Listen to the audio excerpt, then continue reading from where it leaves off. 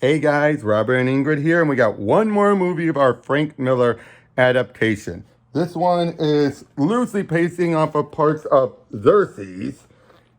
Loosely. It's kind of a prequel, interquel kind of story, and still a side story at the same time. And you'll get, to be honest, this will be my first time watching it, to be honest. Huh. So, I don't know what to expect. I don't know what to expect either, since I didn't really know this movie even existed before. But it doesn't have Zach involved, and Eva Green is back. Ah. So let's see if she actually. This will determine our look back on the second Sin City movie. Does she actually do good acting here, or was Casino Royale when she appeared in it a one hit wonder for her and any of the, you know what I mean, right? Mm-hmm. Let's find out, because I know she's great in that one. Mm-hmm. She is one of the best Bond love interests in that movie. So we know she's good, but let's see if Sin City was a fluke or more of her, or if it was Casino Royale that was the fluke. Alrighty then. Again, nothing against her, but let's just find out.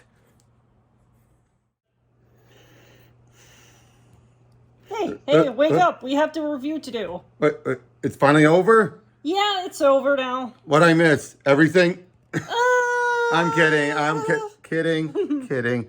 So we watched Rise of the Empire and, okay, there's half a good movie in here. There's half a good movie in here. We'll start by saying that. But there's a big portion that slogs it. The majority of it slogs it. Mm-hmm.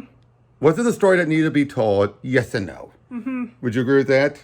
Yes, I feel like getting an understanding of the wider world at the time, very good. How they decided to execute that at times, hit and miss.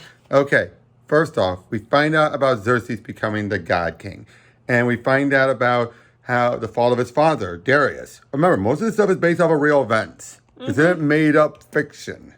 Yeah, it's fictionalizing it though. But there's still stuff there was also an Artemisia. Yeah. She was there too.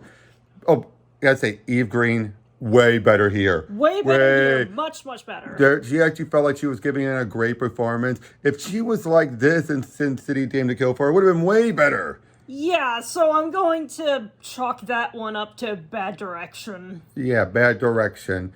But the fact, it always bothers me when there's one actor who gets bad directions than all the others. Doesn't that bother you? Yeah, it's just very, very clear double standard applied, and it's not hard to see why that might have happened in the context.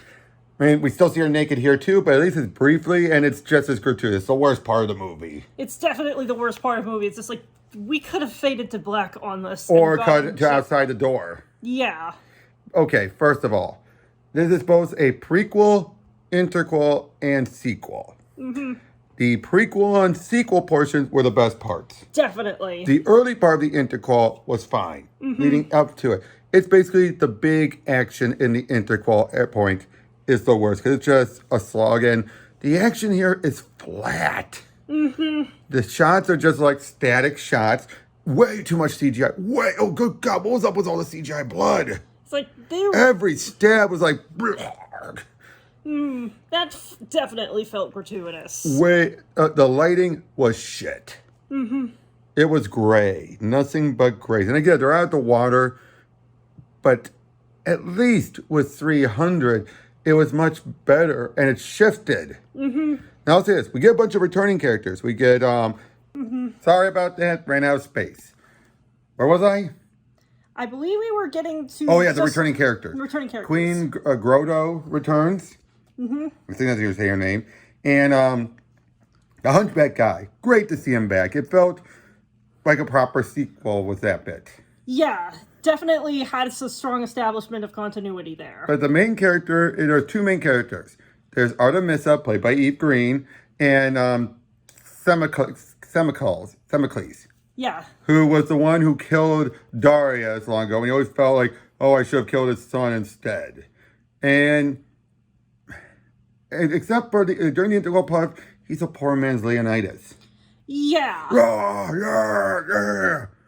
But he's dreaming of a united Greece, which I believe the actual man did. Yeah. So I do like that idea. He keeps on being like, this Greece should be united against all this. Very good. Good idea. But then it leads to this battle against Artemisia, Artemisia, first of all, her backstory. Her backstory is pretty damn good. She's Greek, but was betrayed, not betrayed, but left pretty much for dead. It's just like a bunch of specifically Greek hoplites just did a bunch of horrible things in her village, took her on a slave ship and whatnot. And then, saved by Darius. Yeah, saved by a Persian emissary, and then, basically dedicated herself to becoming a warrior in order to one day get her revenge. Because for her, basically, it's fuck Greece. Yeah. And again, Eve is just throwing her all into this. Again, this felt like the same type of acting we expected from, we got from the other Sin City actors. This bombastic, over-the-top passion. Yeah, it's just like, I can tell that she's really into her plan this time. Exactly. But then there's the sex scene. Where, I get it. Her trying to seduce Themistocles. That makes perfect sense, even within the context of, like, other Greek things. Like, we have sometimes Aeneas and Queen Dido, or we even have Odysseus and... Circe. And again, her banging and all that stuff makes sense, too. But then we had to see it all. It was just a bunch of hate fucking, and it's like... Yeah, you could have... You just want to see her tits again. Yeah. She has great tits, but... Did that really add that much to the plot? Yeah, no, that was just entirely gratuitous. I had to kind of look away during that. Although it did lead to a funny line later. Yeah. You fight harder than you fuck. Okay, that is a good battle retort. Yeah. After what happened, it's like, you fight harder than you fuck. It's like, question his manhood, of course. Yeah. But, again, throughout all this, her plan... It's funny, though. The Persians lose first. And they're struggling until they do with this oil ship. And even then, they're losing there, and they lose there, but because of the explosion, it takes out most of the Athens ships. And then Athens falls, because then that's when we get called to the sequel. And that's where we see the aftermath of Leonidas' stuff. Now, we also see that Xerxes chopped his head off. Yeah. And one thing that did bother me, no one brought up that he bled. Yeah. And then again, I don't think anyone knows yet. That's a good point. No one would know yet. No one would know yet, yeah. But basically, he burns Athens, which we knew from the end of the trailer and from the end of the first movie. But then we see he's going around saying, send a message, gather us all up. And it's basically the sequel portion is the last act. And basically it leads to another big fight. They're against hopeless numbers. But sure enough, they get reinforcements. Now, his original plan was to simply get over there. This is a suicide mission, but I'm going to take out Artemisia. It makes sense. Everyone else would fall apart without her. Yeah. But then help arrives. The reinforcements that never came for Leonidas comes here. Including the Sparta. Which I did like that bit where, he meets up with the queen and all that. Like, how many more do you have to take? You will gain no more. And he just gives her her husband's sword and says, avenge him. That's all you need to say. And for Sparta, that makes sense. Perfect sense.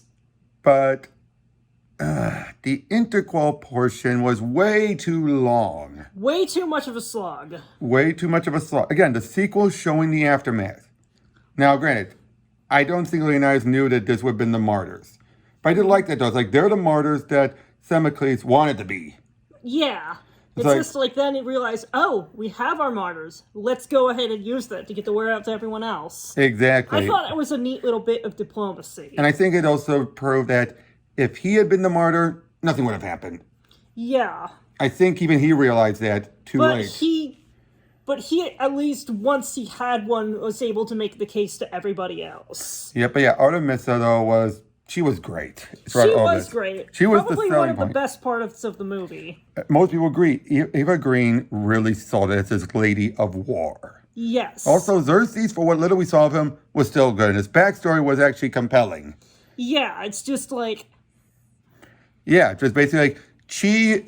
Artemisia, which I did not care for, though, that she's the woman behind the king. That did, especially when she gave him his big speech to say, it's like, no, that felt wrong. I did like later when she threw it, I'm like, don't forget who put it on the crown on the child's head. That I liked. Yeah.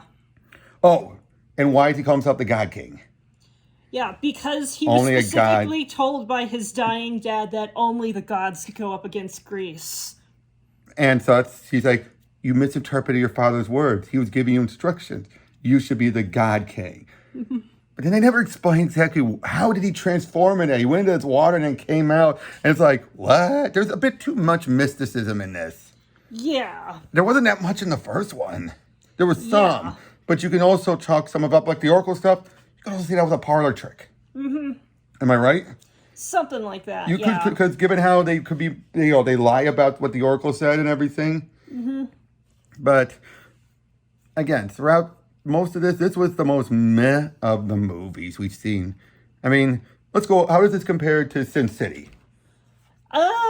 As an okay, let's talk about both this and 300. How do both these compare as an adaptation compared to Sin City? And I say, this is more of the cinematic adaptations. Mm-hmm. Would you agree with that? Agreed. Whereas, as Robert Rodriguez put it, Sin City basically used the comic as storyboards. Yeah. So it's almost a 1-for-1. Mm-hmm. But this though, especially this particular story, I mean, it's nothing compared to the Xerxes comic. It's basically doing loosely. Now, granted, Frank was still working on it, so it's loosely doing stuff. And like I said, did it need to be told? Yes and no. Because I want to know how things happen afterwards. Yeah. You want to know. But to get to that point was the slog, because it's like, yeah, like I said, most of it's the interquel. Mm-hmm. You know, the stuff happening at the same time. Yeah. And I did like the part where Artemisia is groaning about like Leonidas and his 300 Spartans. Like, she finds it so ridiculous. She said, an insult to the greatest army in the world. It's like, to her, that's true. Mm-hmm. But again, just everything getting to that point was... Yeah. And yeah, this is a case where it's on par with the main Dame to Kill For story, but for different reasons. Mm-hmm. And this one, if it wasn't for Eva Green, this would be like a 4. Yeah. Would you agree with that? Yes, it's almost an equal but opposite scenario. Yeah, basically in that one, in Dame to Kill For, Eva Green was the weakest link, but everything else propped her up. All the others, Josh Brolin and all the other actors, kept her up because they were still giving their all. But here, though, she's the one giving it 200%, it felt like. Mm-hmm. And among the new cast, anyway. And the writing really gave a lot. And even her death, you felt a little bad for her. Yeah. But at the same time, you also enjoyed hating her. Indeed. Again, that's what we were missing in A Dame to Kill For. Mm-hmm. Loving to hate her. Yeah. But yeah, I mean, overall, 7. Solid 7. But only because of Eve. Or Eva, or however you say her name. Mm-hmm. So yeah, that's it for our Frank Miller marathon. How was this? Like, what did you think about this work based off of his stuff or done by the man? He certainly is an acquired taste. Definitely, especially when it comes to women, right? Especially, he loves his women, right? And manly men. But, yeah, I'm glad I can introduce it to you. I mean, we've gone over Longo and Pro Teacher's Noob, his RoboCop work. Yeah. And boy, remember how the villainess was in that one? How gratuitously posing she was doing? Oh, yeah. So, not much different, but again, overall, there's a reason why the man is still highly regarded and highly controversial. Indeed. So yeah, we'll see you guys on the next one, whatever that'll be. See ya.